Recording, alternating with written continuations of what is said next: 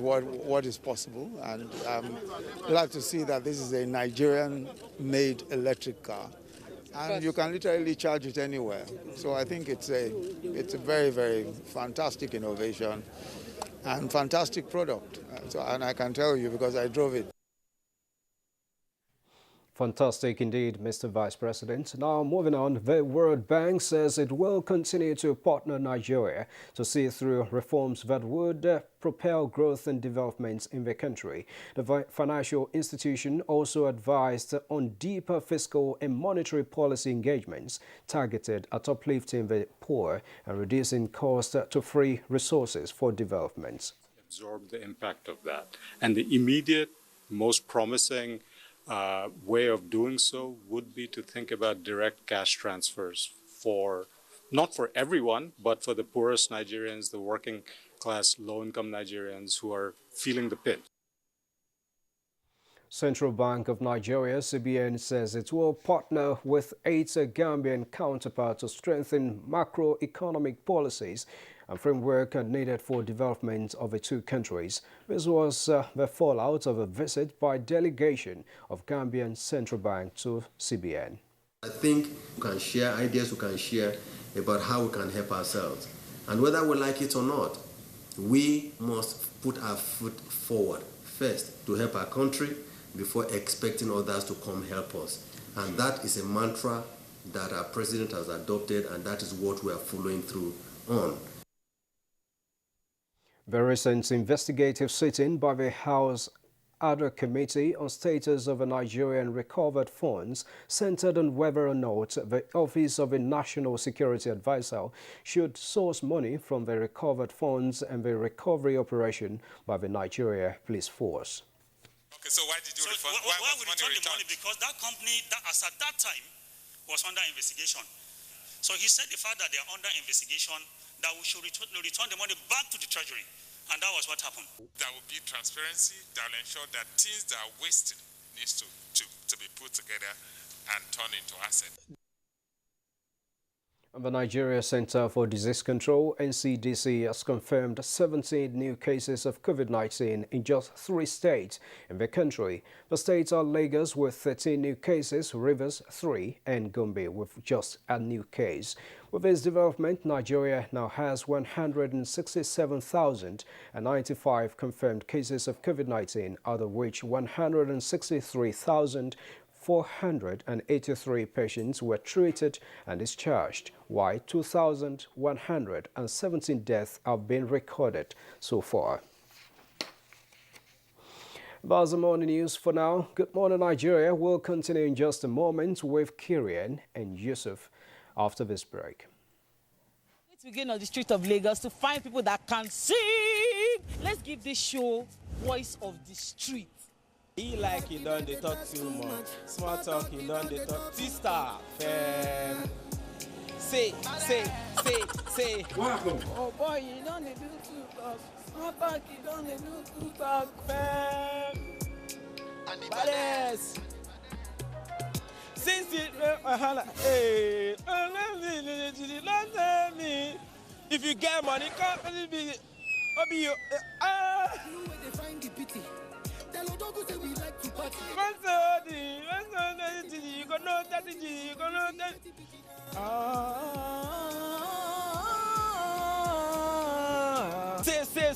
Say. Hey.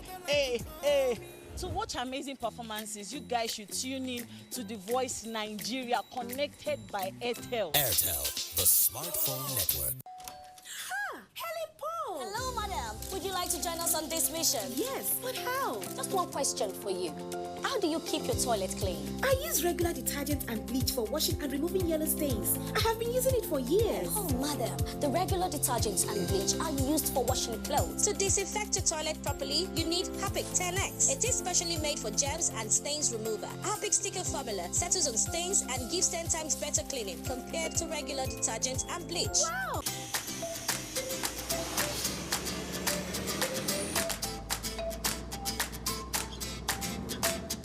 Trust the Center Fresh Liquid Field Gum to refresh your confidence instantly.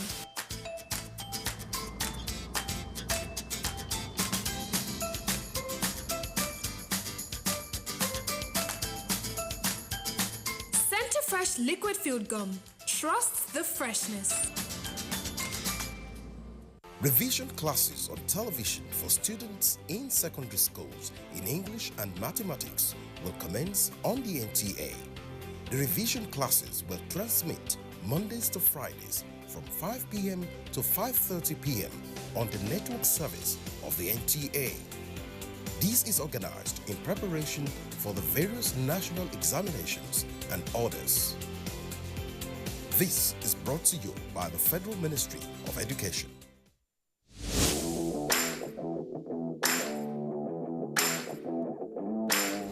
The much anticipated UEFA Euro 2021 is finally here. Can Portugal defend the title they won 4 years ago as they face world champions France, Europe giants Germany, Spain, Italy and England?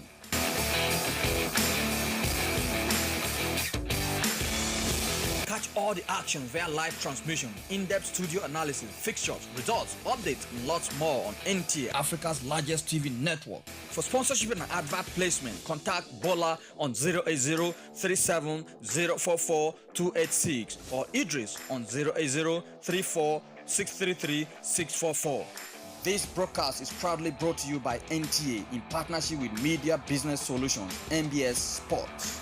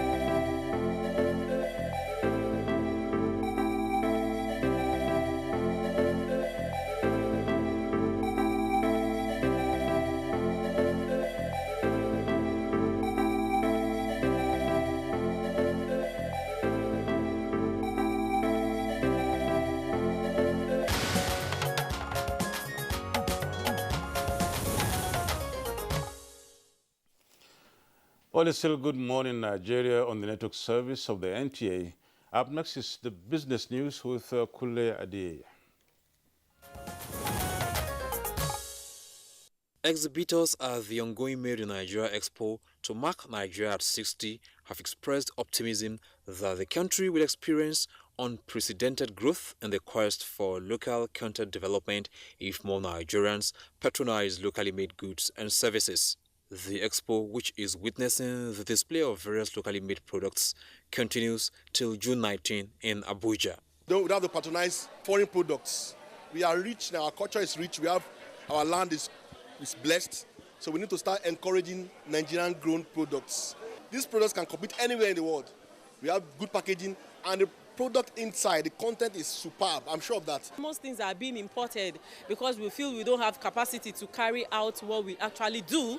So if we buy from ourselves and we have money to produce more, if we can produce more, it will improve the economy. And to the details of Tuesday's tradings on the floor of the exchange.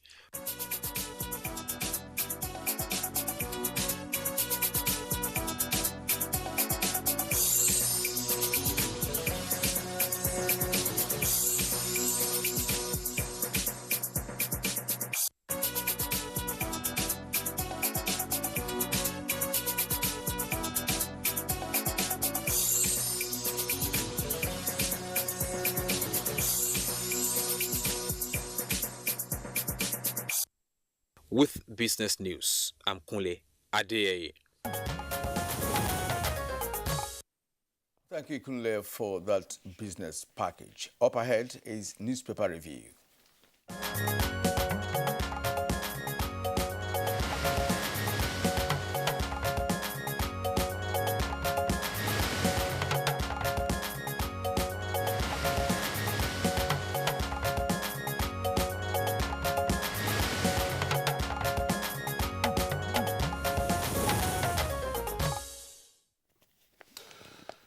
Welcome, Bayo.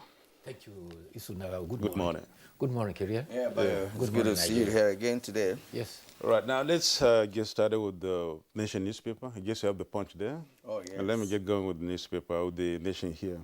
Above the masthead, we have 3 stories there. One is on page 28, and that says Delta, we are expecting 4.2 million pounds Ibori-linked loot. That's coming from the state government, I believe. And then on page 6, reps query whereabouts of seized $44 million. Answer, watches hands off. And on page 27, I've done my best for workers, says Nasarawa governor. And on page 31, COVID-19 vaccine first dose jabs resume. Now, below the masthead, we have the following stories. Lawyers turned cab drivers during just ended juice and strike. Details of that on page 28. APC explains Buhari's loans, PDP in crisis. That's the rider there. Crisis of confidence. Inflation, crippling economy, increasing poverty, says experts. That's the big story of the page, at the main page, the front page of the Nation newspaper. There's only one rider, and that is rate drops to 17.93%, and prices are increasing rapidly, severely impacting Nigerian households, says the World Bank. We have $10 billion NLGN Trend 7 project to push up gas production, still on page 5. And on page 6, Oshimbanjo test drives assembled in Nigeria electric car. And finally, on the page we have, that's on page 4, there's this story on soldiers arrest 73. Julian? All right, now to the Punch newspaper. Above the nameplate of the Punch newspaper, inflation pushed 7 million Nigerians below poverty line. That's according to the World Bank. It's on page 25. Oshimbajo test rides locally assembled little car, says innovation fantastic. It's on page 11. NLNG Train 7. $10 billion investment begins. Buhari warns against delay.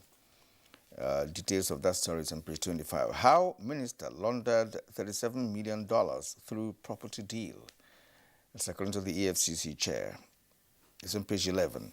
Now, below the nameplate, and first the lead story this morning on the Punch newspaper, military bombards bandits in northwest, north central forests.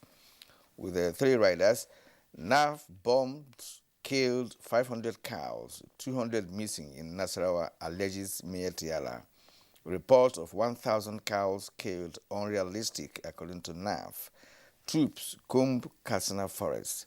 All that on page 2 of the Punch newspaper. Of course, the photo story there is that of the newly inaugurated FRSC radio traffic station, or traffic radio station. That's the vice president there being interviewed by one of the presenters. All right, below that we have pastor kidnapped by Boko Haram 8 months ago, freed in Borno. It's on pages 4 and 5. Gunmen shoot stadium manager to death in Jos. It's on page 8. Troops stop 73 Nasarawa men going to Imo with 47 Okadas. That's on page 5.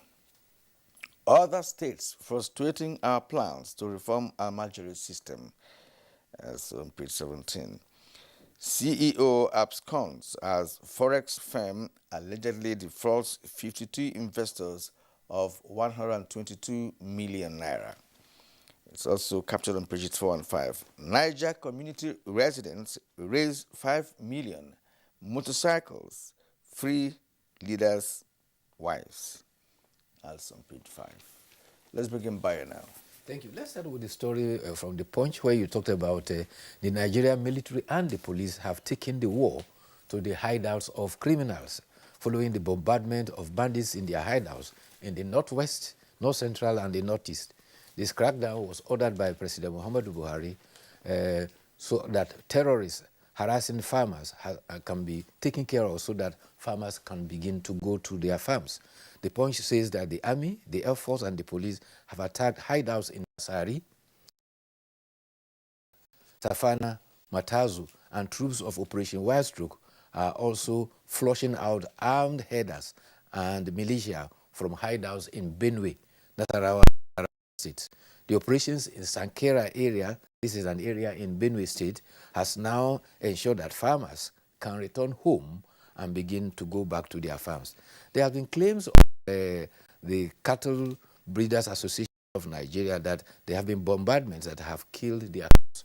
The Commissioner for Information, Culture and Tourism of Benue State, Mrs. Unguna Adingi, says no human life or cows were lost in the military operations at the boundary between Benue and Nasarawa.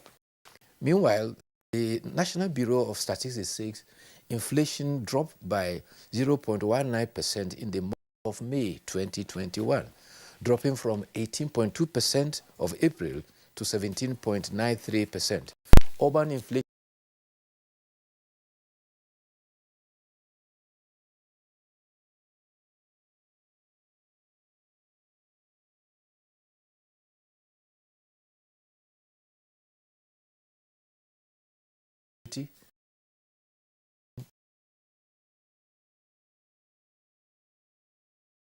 rate depreciation among the drivers of inflation.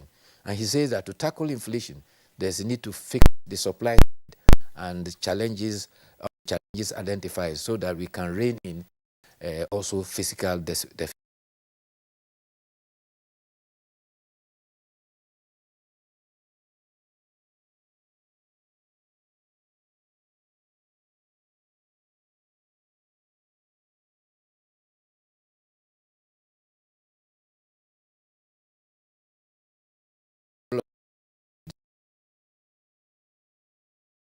Economy contracted by minus 1.8% instead of minus 3.2% that was.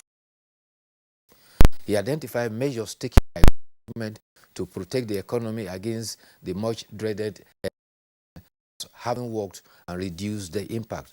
Although the economy has started to grow again, he says price increases is impacting negatively on Nigerian households. The World Bank says that it will be essential to set policy foundations for a strong recovery. The World Bank says 7 million have been pushed down poverty in 2020. But it may be recalled that on Democracy Day, President Muhammadu Buhari, in address, said 10 million Nigerians have been pulled out of poverty up to date. The other matter of concern is from the expressed by Minister of Information and Culture, Alhaji Lai Mohammed. And he says the social media blog platform suspended recently has formally written to Nigeria to seek dialogue. Alhaji Lai Mohammed reiterated that the government position was that government will not tolerate any platform that will be used to destabilize the country. He says that for them to resume, there must be an agreement as to what could be accepted as a post.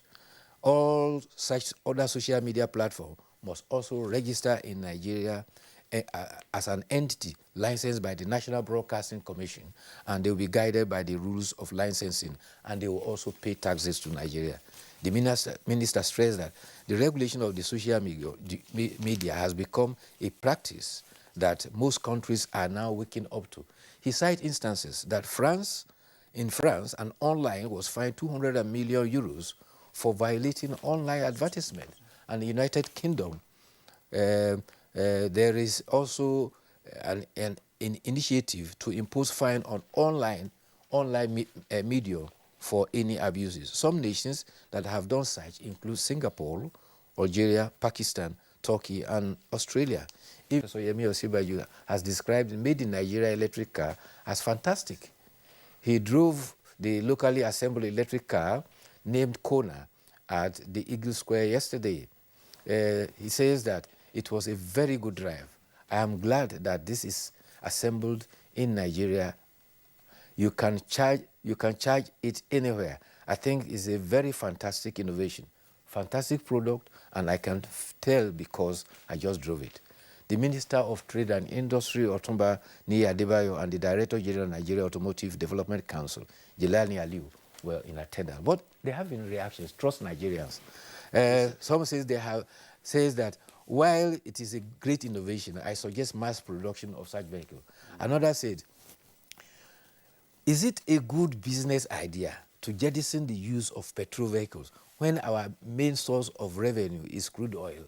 Another says that, great one, let the federal government quickly make electricity stable in Nigeria. But the last one is a tongue-in-cheek. He says, to buy electric car, one would need a generator and fuel in the boot. Trust Nigerians. Well, that's really serious. You know, that's taking a cue from what the Vice President said can be used anywhere in this country. Anywhere. But again, they are using the opportunity to draw attention to our concerns about electricity being available everywhere. It cannot be recharged anywhere. I mean, there has to be provision for recharging of electric cars.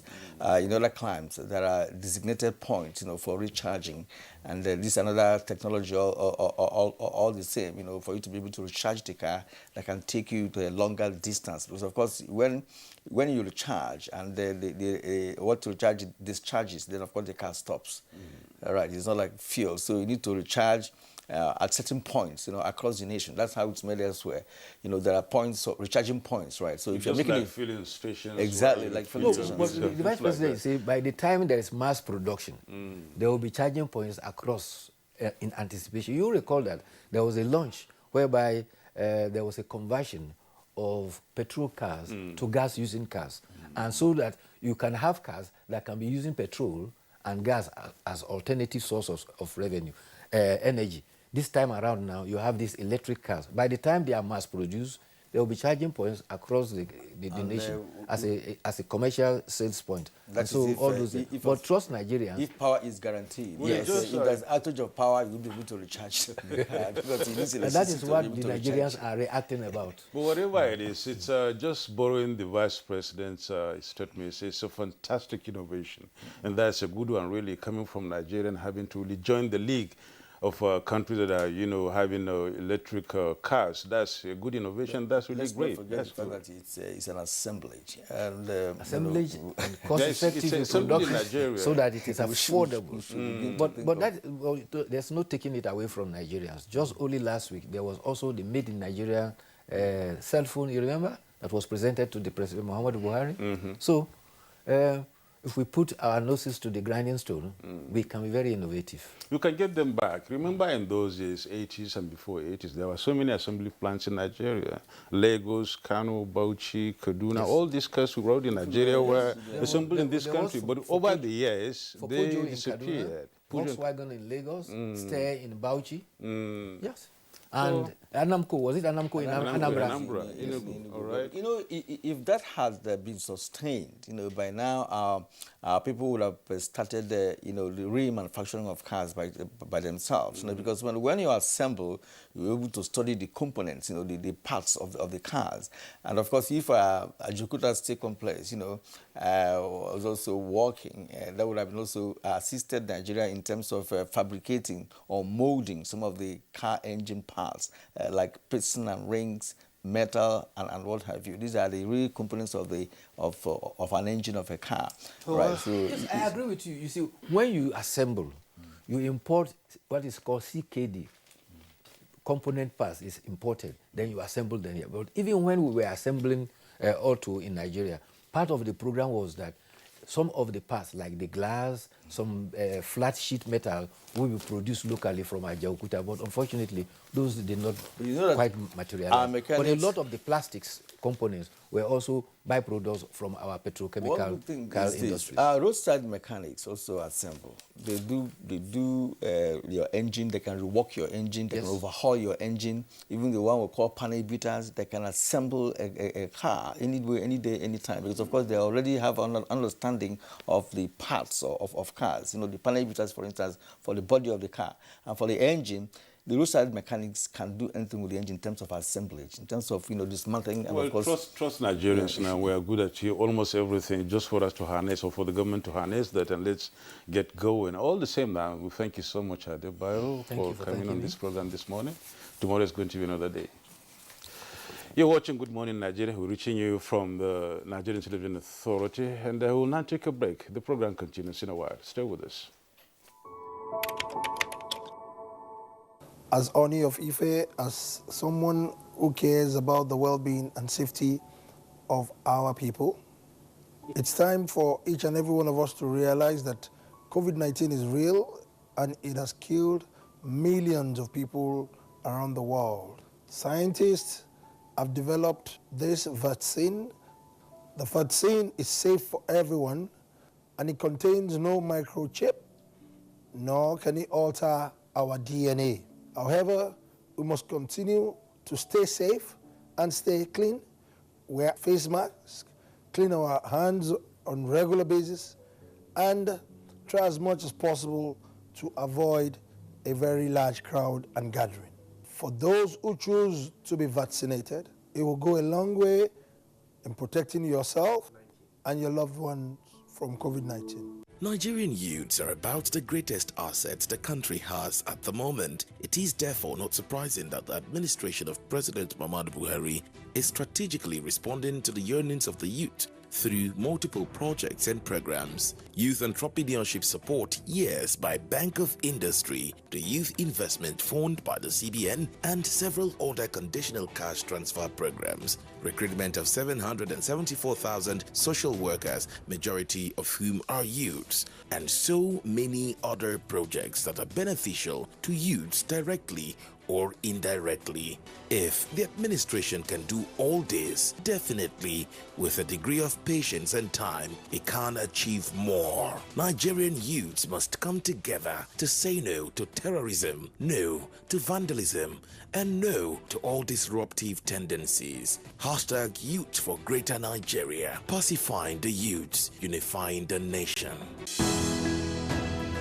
The Council of Our Fathers. I will urge and advise our younger generation to use talent and brain to sort out problems, not arms.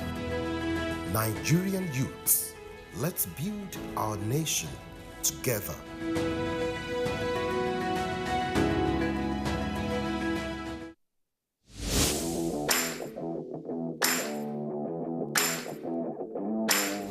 The much anticipated UEFA Euro 2021 is finally here.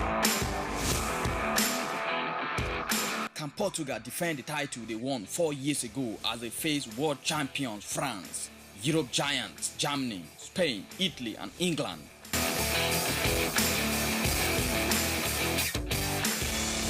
Catch all the action via live transmission, in-depth studio analysis, fixtures, results, updates, and lots more on NTA, Africa's largest TV network. For sponsorship and advert placement, contact Bola on 08037044286 or Idris on 08034633644. This broadcast is proudly brought to you by NTA in partnership with Media Business Solutions, MBS Sports.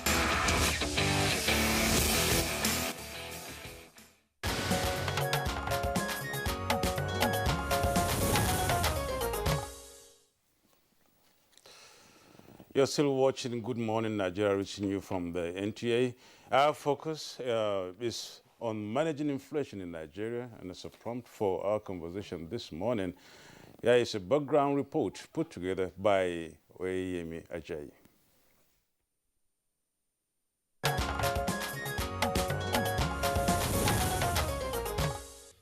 According to the Consumer Price Index report recently released by the National Bureau of Statistics, NBS, Nigeria's inflation rate stood at 18.12% in April 2021, indicating the first decline in headline inflation in about 20 months.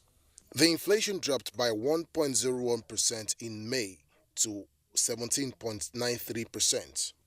This is set to represent a 0.05% point decline when compared to 18.17% recorded in March 2021. This surely has serious effect on the growth and development of the Nigerian economy.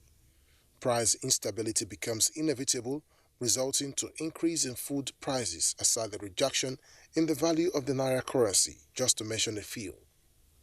Part of the effect is the eventual loss of jobs by many. As a way of managing inflation in Nigeria, Experts suggested government's use of wage and price controls, but it is believed that these will cause recession and job losses. Also, employment of contractionary monetary policy by reducing the money supply within an economy via decreased bond prices and increased interest rates, amongst others. Some have also suggested direct or indirect reduction in the money supply through policies that encourage reduction in money supply. Other suggestions include full operation of infrastructural facilities to attract more investors, both foreigners and locally. Analysts insist fiscal policy and wage controls will also help manage inflation if properly utilized. How far has Nigeria gone in ensuring that the country exits inflation, and what else can be done to achieve this? These are questions for guests already seated in the studio.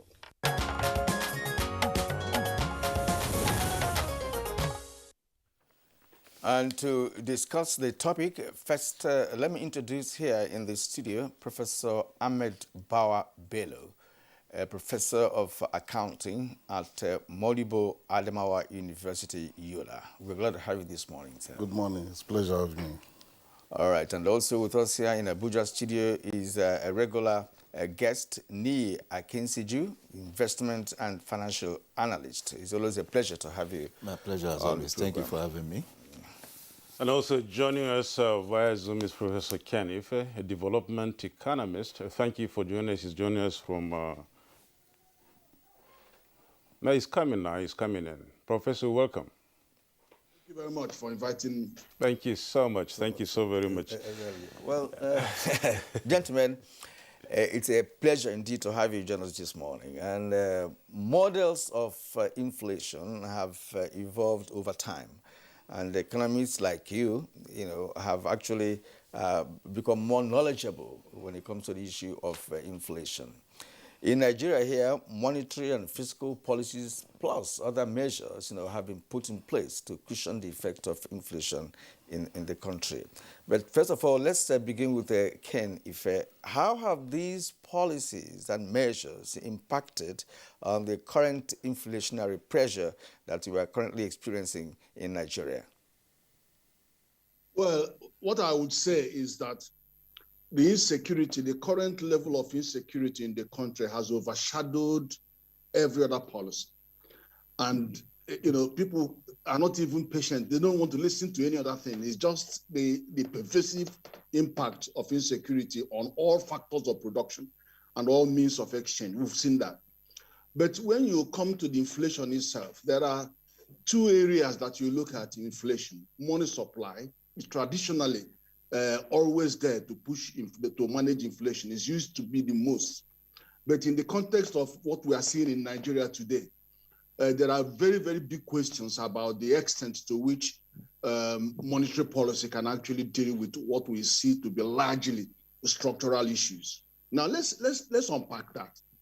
The monetary aspect is domestic money supply, which is okay, but then where are you sending that money to? You send that through the banking and financial system, and then it gets into the hands of investors and domestic people.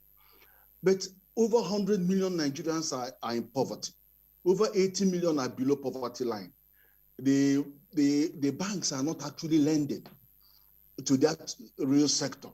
So if you go and focus on playing with interest rates and base rates and all that, who are you actually targeting?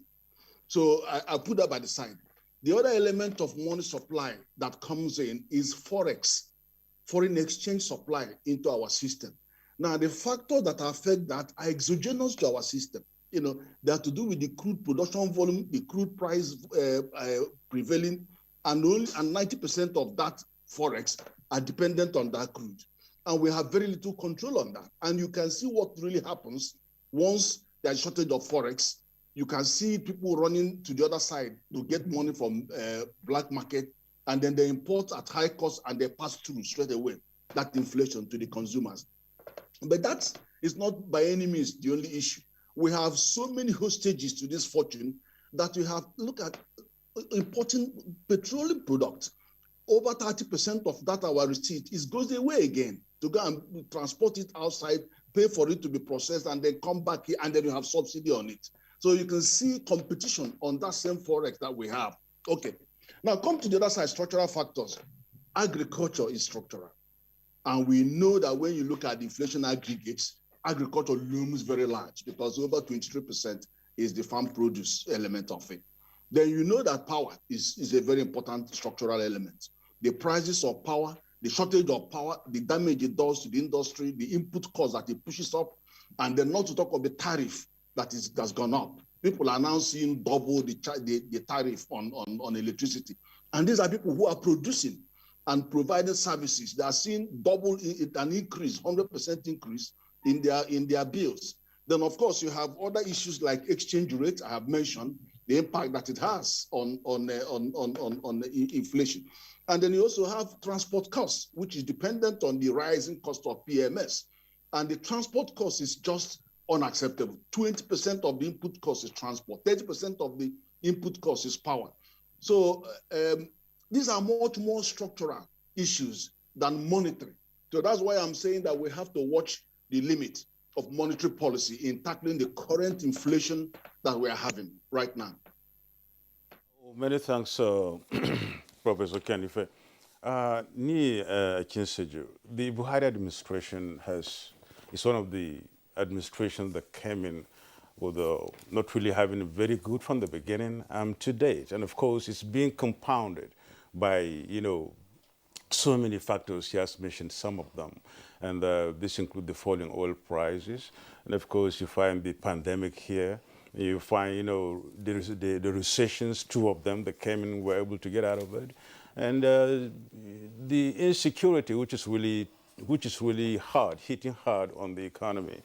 We're trying to manage the inflation. All these have just snowballed into a very serious problem for the common man at home. Trying to buy, daily needs becomes a problem.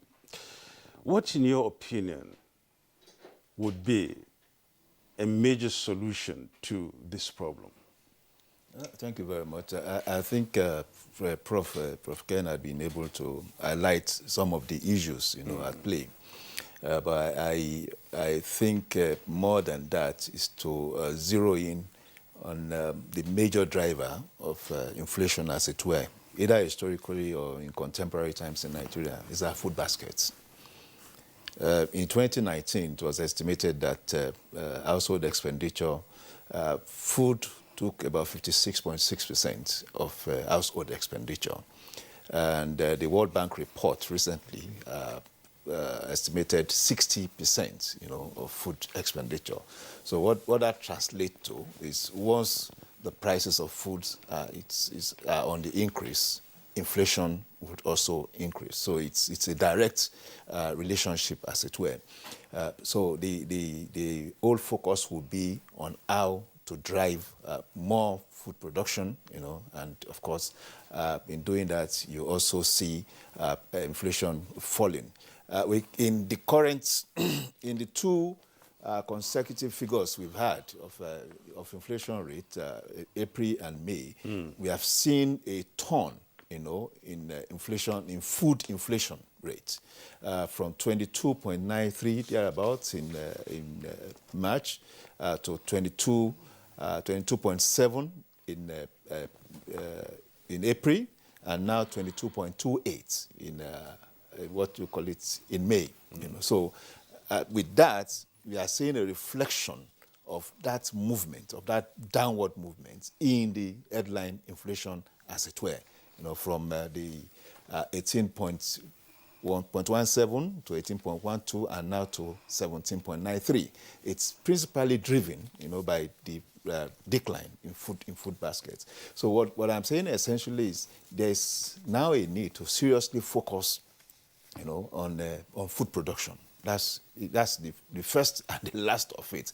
All the essentials, all the other factors, forex, power, and all that, have, of course, implication. But if it's clear that the major burden, that drives inflation, the major driver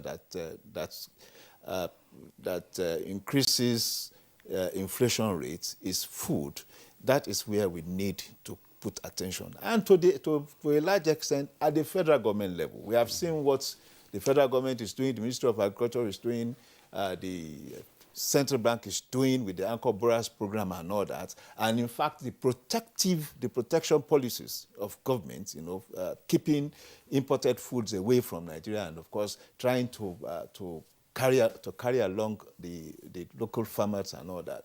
So if the federal government is doing so much, I think there's a need for the subnational, to be involved in this thing as a deliberate policy, of states at their level.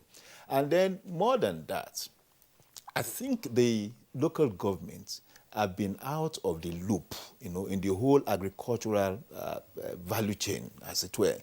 The local governments areas are the tier of government that are closest, to the people. One, and you have about 450 local governments that are rural-based local governments.